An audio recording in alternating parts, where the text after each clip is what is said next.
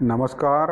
आज आपण Siemens milling machine जे आहे यावरती CRC प्रोग्राम म्हणजेच कटर रेडियस कॉम्पेन्सेशन कसं दिलं जातं याबद्दलची माहिती घेणार आहोत आणि त्या माहितीबरोबरच त्यानुसार प्रोग्राम कसा तयार केला जातो याबद्दलची पण आपण माहिती घेणार आहोत. बघा, सगळ्यात पहिले कटर रेडियस कॉम्पेन्सेशन म्हणजेच CRC हे G41 आणि G42 या दोन कोडना आयडेंटिफाय होतं आणि या दोन कोडला कॅन्सल करण्यासाठी आपण म्हणजेच हा G41 आणि G42 या दोन कोडला कॅन्सल करण्यासाठी आपण G40 हा कोड प्रोग्राममध्ये वापरत असतो. तर G41 म्हणजे नेमकं काय, तर कटर रेडियस कॉम्पेन्सेशन लेफ्ट.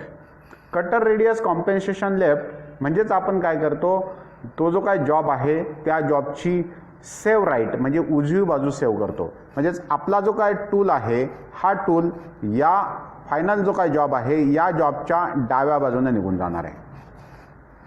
त्याच्यानंतर G42 cutter radius compensation right याचा अर्थ काय होतो की सेव्ह लेफ्ट म्हणजेच आपला टूल जॉबला जॉबची डावी बाजू सेव्ह करून उजव्या बाजूने मूवमेंट करून जाणार आहे.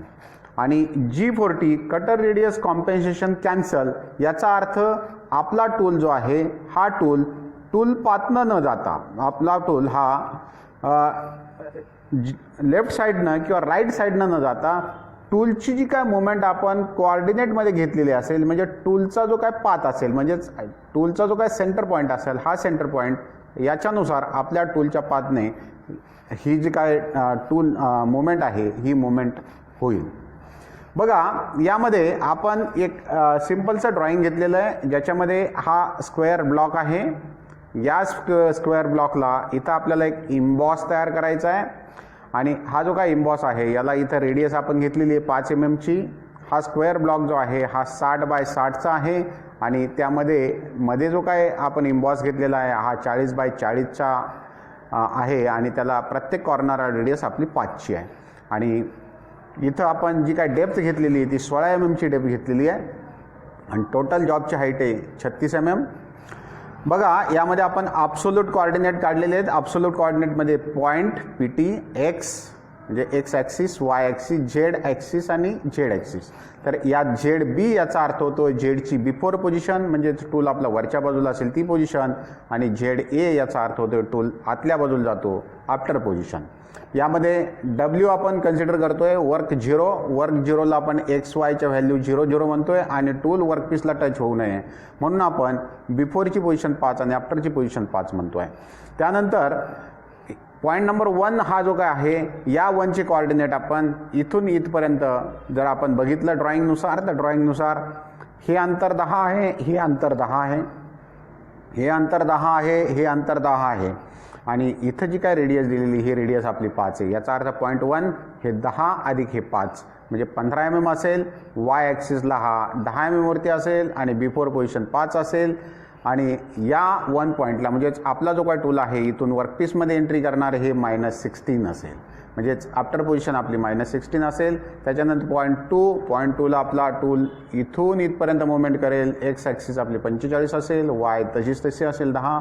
झेड बिफोर आफ्टर टूल वर्कपीसमध्ये गेलेला आहे तो बाहेर येणार नाही कारण आपण मिलिंगमध्ये काम करतात असताना टूल वर्कपीसमधून काम कंप्लीट झाल्याशिवाय बाहेर येत नाही. त्याच्यानंतर पॉईंट नंबर 3ची कोऑर्डिनेटनुसार एक्सची व्हॅल्यू 50, वायची व्हॅल्यू 15 कारण आपला टूल वरती जातोय आणि बाहेर पण जातोय म्हणजेच 50 15 बिफोर आफ्टर पोझिशन सेम असेल. 3 वरून आपला टूल 4ला जातोय. एक्समध्ये काही बदल होत नाही, वायमध्ये बदल होतोय. हे कंप्लीट जे 60 आहे या 60 पैकी हे 5 हे 10 आणि हे 5 15 कमी झालं म्हणजेच 45 आणि झेडची बिफोर आफ्टर पोझिशन सेम असेल.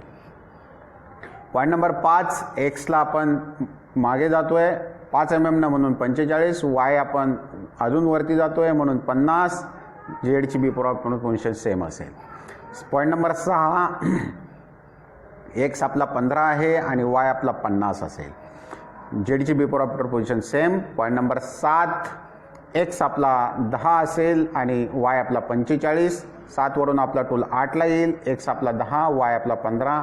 झेडची बिफोर पोझिशन आपली 16 असेल आणि झेडची आफ्टर जी काही पोझिशन असेल ती आपली कोऑर्डिनेट असल्यामुळे 5 असेल. आणि पुन्हा वर्क 0 पोझिशनला आपल्या येताना एक्स वाय आणि झेडचे वेगवेगळे जे काही व्हॅल्यू आहेत त्या व्हॅल्यू आपण घेतलेल्या आहेत. त्यानंतर आपण G41 आणि G42 जे म्हणतो त्यामध्ये पॉईंट 1 पासून आपला टूल मुवमेंट करतोय. आपण आतली बाजू सेव्ह करायची आहे आणि आपला बाहेरचं मटेरियल रिमूव्ह करायचं आहे. या केसमध्ये आपण लेफ्ट साईड प्रोटेक्ट करताना टूल आपला राईट साईडनं जाताना टूलची जेवढी रेडियस असेल तेवढी रेडियस कोऑर्डिनेटपासून टूल बाहेर जाऊन टूलच्या रेडियस एवढा टूल कोऑर्डिनेटपासून बाहेर जाऊन नंतर आपली बाहेरच्या बाजूनं टूलची अशी मुवमेंट होईल आणि तो मटेरियल कट करून आपला जो काही जॉब आहे तो जॉब तयार करेल. त्याच्यानंतर G41 मध्ये जर आपण विचार केला तर G41 मध्ये टूल आपला एक ह्या पॉईंटपासून तेवढा जो काय आहे तो बाहेर येईल, म्हणजेच लेफ्ट साईडला मुवमेंट करेन आणि लेफ्ट साईडला मुवमेंट केल्यानंतर टूल आपला या डायरेक्शननं बाहेरच्या बाजूनं मुवमेंट करून आतलं जे काय मटेरियल आहे ते शिल्लक राहील. म्हणजेच G41 मध्ये टूल आपला लेफ्ट साईडला शिफ्ट होतो आणि G42 मध्ये आपला टूल राईट साईडला शिफ्ट होतो. हे आपल्या लक्षात यायला हवं. त्याच्यानंतर सेम ड्रॉइंग आपण घेतलेलं आहे, फक्त बदल एवढा केलेला आहे की या ठिकाणी आपल्याला मध्ये स्लॉट तयार करायचा आहे, म्हणजे खड्डा तयार करायचा आहे. बाकी टॉप व्ह्यूमध्ये जर बघितलं तर आपल्याला ड्रॉइंग सेम दिसतं, पण फ्रंट व्ह्यूमध्ये आपल्याला इथं खड्डा तयार करायचा आहे आणि बाजूचं मटेरियल सेव्ह करायचं आहे. अशा केसमध्ये आपले जर कोऑर्डिनेट तुम्ही चेक केले तर सेम कोऑर्डिनेट असतील. या कोऑर्डिनेटमध्ये कुठलाही बदल नाही आहे. फक्त आपला टूल मुवमेंट, टूल आपल्याला बाहेरून मुवमेंट करायचा आहे की टूल आपल्याला आतून मुवमेंट करायचा आहे, त्यानुसार आपला जॉब तयार होणार आहे. म्हणजेच आपल्याला G41 आणि G42 करेक्ट वापरायचं आहे. CRC आपल्याला करेक्ट वापरायचं आहे. त्यावेळेस आपला हा जो काही जॉब आहे हा जॉब तयार होईल. त्याच्यानंतर G41-42 जसं आतल्या बाजूनं मुवमेंट करायची आहे. G41 प्रोटेक्ट राईट साईड, याचा अर्थ आपण टूल लेफ्टला शिफ्ट केलेला आहे आणि आतल्या बाजूनं टूलची या प्रकारे मुवमेंट होईल आणि आतलं मटेरियल आपलं रिमूव्ह करत टूल जाईल. त्याच्यानंतर G42 जर असेल तर प्रोटेक्ट लेफ्ट साईड, म्हणजेच आपला टूल उजव्या बाजूला राईट साईडला मुवमेंट करेल आणि या डायरेक्शननं आपला टूल मुवमेंट करून आतलं मटेरियल रिमूव्ह करेल आणि बाहेरचं जे काय मटेरियल आहे ते जसं तसं ठेवेल. म्हणजे आपला मध्ये पॉकेट किंवा स्लॉट तयार होईल, खड्डा तयार होईल. आणि आपण G41 किंवा G42 जर वापरला नाही तर आपला जो काय टूल आहे हा वर्क 0 पोझिशनला इथं आल्यानंतर टूलची रेडियस, टूलचा सेंटर पॉईंट जो आहे तो सेंटर पॉईंट म्हणजेच आपल्या कोऑर्डिनेटच्या रूटनं टूल असा सरळ मुवमेंट करेल. आणि या केसमध्ये जर अशा प्रकारची मुवमेंट झालेली असेल, म्हणजे आपला टूल पाथचा जो काय मुवमेंट असेल, म्हणजे टूल पाथच्या मुवमेंटनुसार आपला टूल मुवमेंट करेल, मग तो असा जाईल किंवा टूल पाथ जर आपला असा असेल तर तसा जाईल. या मुवमेंटनं टूल मुवमेंट केल्यानंतर आपला जो फायनल जॉब तयार होईल, या फायनल जॉबमध्ये इकडे पण काही मटेरियल शिल्लक राहू शकतं, इकडे पण काही मटेरियल शिल्लक राहू शकतं आणि प्रॉपर आपल्याला जी आतली 40x40 ची साईज पाहिजे ही साईज आपल्याला मिळणार नाही. म्हणून आपल्याला प्रोग्रामिंगमध्ये मिलिंग मशीनचं जे काही कटर आहे या कटरला सेंटरपासून शिफ्ट करून CRC म्हणजे G41 किंवा G42 वापरला पाहिजे, जेणेकरून आपल्याला प्रॉपर साईजचा आणि करेक्ट डायमेन्शनचा जॉब तयार करणं शक्य होईल. आता बघा, याचेसुद्धा आपण जर कोऑर्डिनेट बघितले तर ते कोऑर्डिनेट सेम असतील, पण याच्यामध्ये आपण थोडीशी एक ॲडिशनल काम केलेलं आहे. कोऑर्डिनेट विथ टूल पाथ काढलेला आहे आणि त्याला G कोड पण जोडलेला आहे. कोऑर्डिनेट आपले सेम आहे, त्याला फक्त G कोड जोडलेले आहेत. G कोड का जोडले तर बाहेरून आपला टूल इकडनं येतोय, इथून वर्क 0 पासून टूल आपला पॉईंट 1 ला जाताना रॅपिडली मुवमेंट करेल, पण 1 ला गेल्यानंतर इथं हवेत टूल असेल, इथून टूल आपला ज्यावेळेस जॉबमध्ये एंट्री करतो त्या केसमध्ये आपल्याला G म्हणजेच इथला आतला जो काय पॉईंट आहे हा आतला पॉईंट आपला डॅशनं आपण दाखवतोय 1 डॅश. मग एंट्री करताना फीड रेटमध्ये जावं लागेल, म्हणून G01 इथं -16 म्हणजे आपण -16 मध्ये गेलो पाहिजे.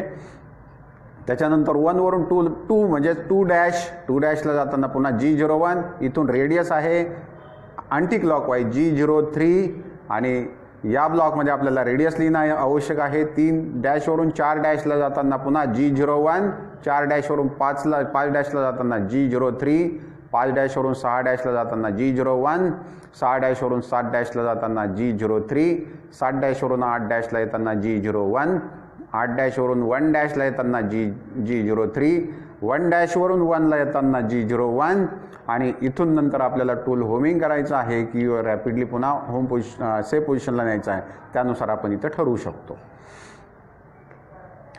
त्यानंतर आपला जो काय हा टूलपाथ आहे, हा टूलपाथ आपल्याला फायनल प्रोग्राममध्ये बसवायचा आहे. फायनल प्रोग्राममध्ये ही प्रोग्रामची सुरुवात आहे ग्रीनमध्ये दाखवलेली, त्यानंतर रेडमध्ये लिहिलेली जी आहे ही आपला टूलपाथ आहे, आणि पुन्हा ग्रीनमध्ये खाली लिहिलेला हा प्रोग्रामचा एंड आहे. हा प्रोग्रामचा एंड आणि प्रोग्रामची सुरुवात ही प्रत्येक प्रोग्राममध्ये असतेच आणि सेम असते. त्यामध्ये काही पॅरामीटर फक्त बदलतात, पण त्याच्या जागेवर दुसरा सेम पॅरामीटर, म्हणजे इंच असेल तर मेट्रिक पॅरामीटर तिथं येईल, इन्क्रिमेंटल असेल तर ॲब्सोल्यूट पॅरामीटर तिथे येईल. अशा प्रकारचे पॅरामीटर बदलतात, पण सुरुवात आणि शेवट हा प्रत्येक प्रोग्रामला असतोच. बघ, तर सुरुवातीचा प्रोग्राम स्टार्टिंग डाटामध्ये प्रोग्रामचं नाव आपण टाकलेलं आहे किंवा नंबर टाकलेला आहे विश 1234. सिमेन्स मिलिंगचा प्रोग्राम असल्यामुळे आपण हे नाव टाकलेलं आहे. G74 X0 Y0 Z0 म्हणजे automatic home position, G90 G94 G71 G54. Absolute coordinate, feed in MM per minute, metric data, आणि आपला ऑफसेट जो आहे तो 54 पेजवरती भरलेला आहे. T01 D01 tool number 1, offset number 1, coolant on, M03 S12 से म्हणजेच आपलं स्पेंडल 1200 RPM न फिरेल. आणि त्यानंतर G00 G00 X0 Y0 Z5. त्याच्यानंतर आपण यामध्ये G41 ही कटर रेडियस कॉम्पेन्सेशन आपण वापरलेलं आहे. याचा अर्थ टूल आपण लेफ्ट साईडला मूव्ह केलेला आहे. याचा अर्थ आपण यामध्ये इम्बॉसिंग करतोय, मधला मटेरियल शिल्लक ठेवतोय आणि टूल बाहेरून पास करतोय. अशा प्रकारचा आपला प्रोग्राम आहे.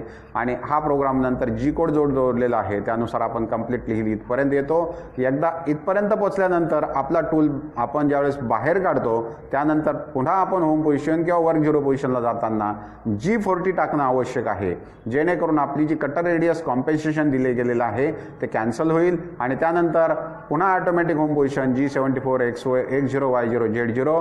आपण कुलंट ऑन केलेले, कुलंट ऑफ करणं M09 M05 आणि M30. अशा प्रकारे आपला सिंपलचा प्रोग्राम तयार होतो.